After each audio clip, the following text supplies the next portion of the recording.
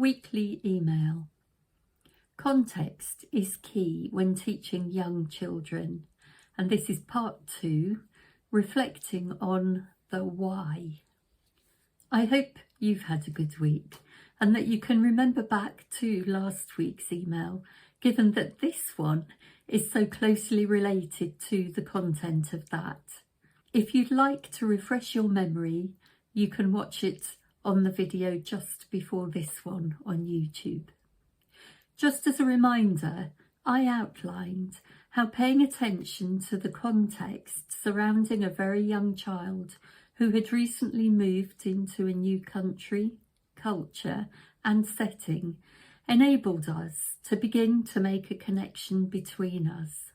This story must have resonated strongly with many of you, given the lovely stories and emails that I got as a response to mine. Thank you so much for taking the time to write.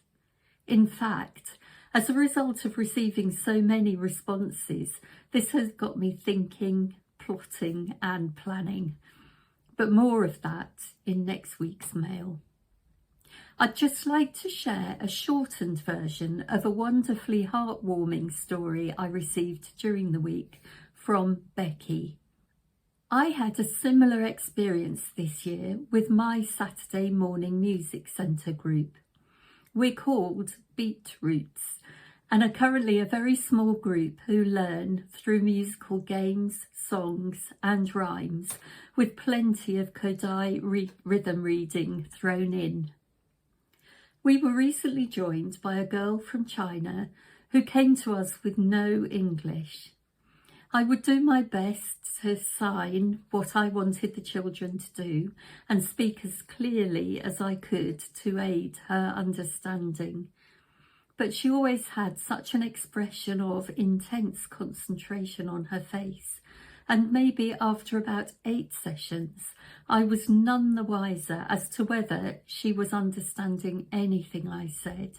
And, what bothered me more, I hadn't seen her smile once. Chinese New Year fell on a Saturday this year, so I decided that I would make that the theme of our weekly session.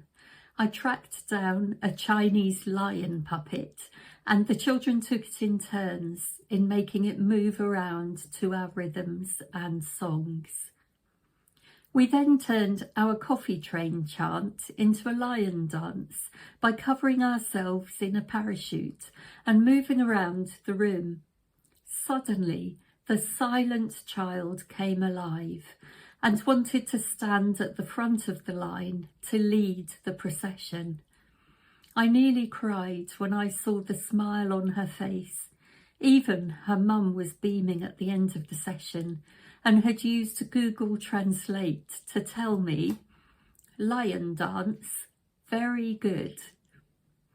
Since that session, I've seen her and her mum grow so much in confidence as her understanding and ability to talk to me and others in the group increases. I really feel that was a breakthrough moment. I hope from these 2 examples, it's evident just how valuable it is to make the effort to reach out to others by taking the care and attention needed to involve and include these children into the group dynamic. Rather than use my own words to explain this further, I've transcribed a short extract from a recent interview with Professor Nate Holder, where he was describing the frequently asked question he sees posed on social media by music teachers. I need an African song, in exactly the same way as they would say, I need an English song. And yet, one refers to an entire continent, whereas the other relates to a relatively small country. He goes on to explain, we miss the nuances, those moments where you can say, this is a song from a particular country, and someone in the classroom says, oh, I'm from that country, or my friend is from that country. And those little moments can make all the difference to a child, particularly to racially or ethnically minoritised children who don't see themselves very often represented. It shows recognition and understanding in a small way that their country has been recognised and appreciated. It can have a massive impact. Just as by not mentioning and recognising their country also has a massive impact upon them, but we don't often see or acknowledge it because it's default behaviour.